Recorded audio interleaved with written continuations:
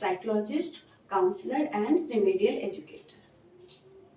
आज मैं जो टॉपिक लेकर आई हूँ वह है डाउन सिंड्रोम के बारे में।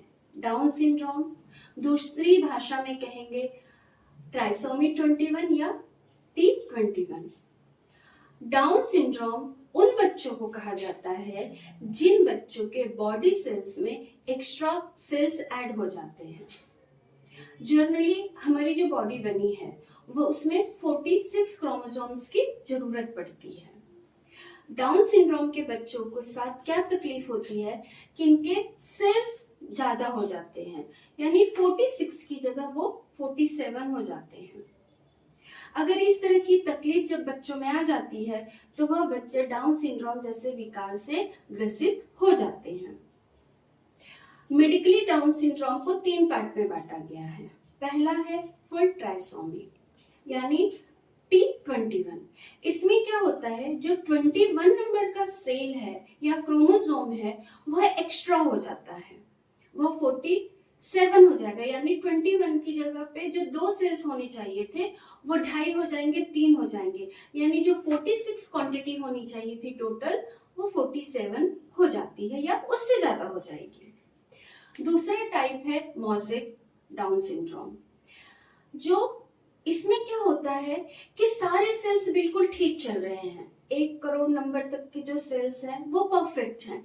1 करोड़ के बाद जैसे 1 करोड़ 1 नंबर का सेल स्टार्ट होगा उसमें एक एक्स्ट्रा सेल ऐड हो जाता है, यानी ये बहुत हद तक नॉर्मल सेल्स होते हैं पर कहीं एक जगह पे जाके इनमें एक्स्ट्रा डेवलप हो जाता है। और जो थर्ड टाइप है वह है ट्रांसलोकेशन डाउन सिंड्रोम। इसमें जनरली क्या होता है, 21 का जो सेल है या क्रोमोसोम है वो बहकर 14 नंबर के क्रोमोसोम के साथ ऐड हो जाता है, यानी उसका पोजीशन चेंज हो जाता है, ट्रांसलोकेशन वो हो जाता है। अब ये टाइप तो हो गया डाउन सिंड्रोम के, पर डाउन सिंड्रोम के बच्चे दिखते कैसे हैं? तो पहले ये बड़े प्यारे और बड़े गोलू पोलू से बच्चे होते हैं जब ये छोटे होते हैं। स्किन एकदम सॉफ्ट होती है, छोटी छोटी सी इनकी हथेली होगी, पैर चपटे और छोटे से होंगे, हाथों की लकीरें एकदम मोटी और गाढ़ी होती है, उंगलियों की साइज बहुत छोटी सी और मोटी सी होती है, जीभ बहुत बड़े और मोटे होते हैं जिसके कारण ये अक्सर मुंह से बाहर रहते हैं, आंखें बिल्कुल छोटी छोटी सी और ऊपर की तरफ चढ़ी हुई होती हैं। इसके अलावा इनकी जीभों पे एक मोटी सी लकीर होती है, दांत मल्टीपल होते हैं, बहुत ज्यादा इन बच्चों के दांत होते हैं। कई बार पाया गया है कि एक दांत की जगह पे 2-2 3-3 दांत इन बच्चों के होते हैं।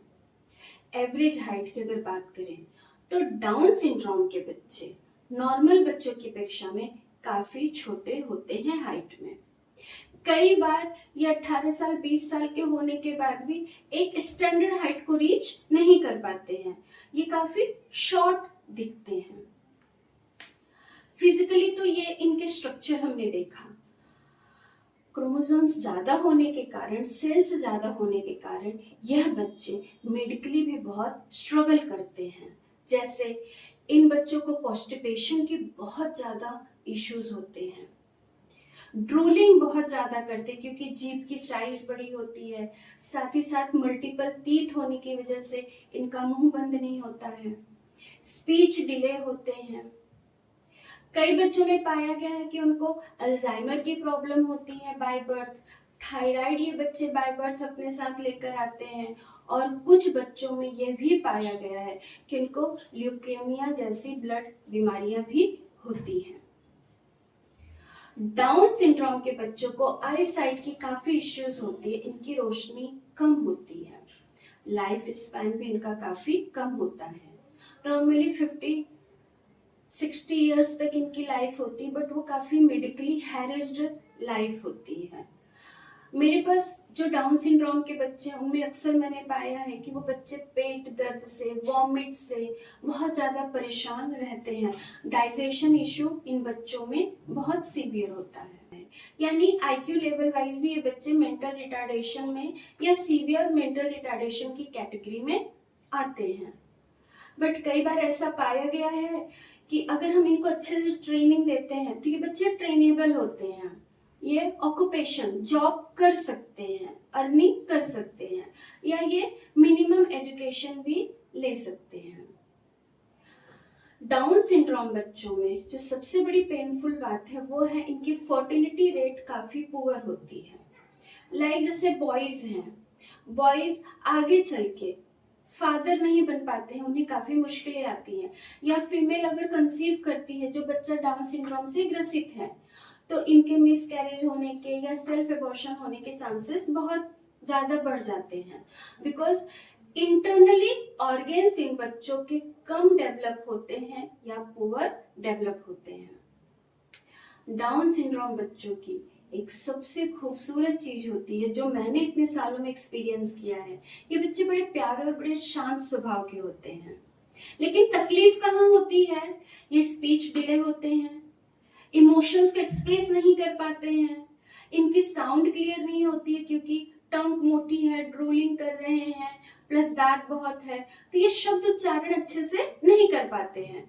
तो वहां पे क्या होता है, ये चिढ़ते हैं, खींचते हैं, तो ये थोड़ा पैनिक होते हैं। तो डाउन सिंड्रोम के बच्चे जब बात करते हैं तो अक्सर पाया गया वो इरिटेट होते हैं, वो थोड़ा सा गुस्से से बात करते हैं, उनको लगता है हमारी बात सामने वाले को समझ में नहीं आ रही है तो वो हल्का सा लाउड हो जाते हैं। तो आज के इस वीडियो में हमने देखा कि डाउन सिंड्रोम क्या है, उसके सिम्टम्स क्या हैं और उनके बच्चे जो ग्रसित हैं वो किस तरह से दिखते हैं, साथ ही साथ मेडिकल हिस्ट्रीज इन बच्चों के साथ क्या होती है।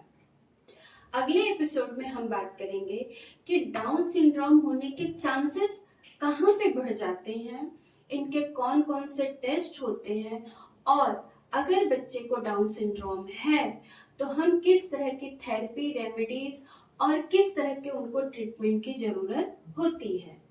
तो अगली वीडियो में हम और डिटेल से डाउन सिंड्रोम के बारे में जानने की कोशिश करेंगे। तब तक के लिए नमस्कार।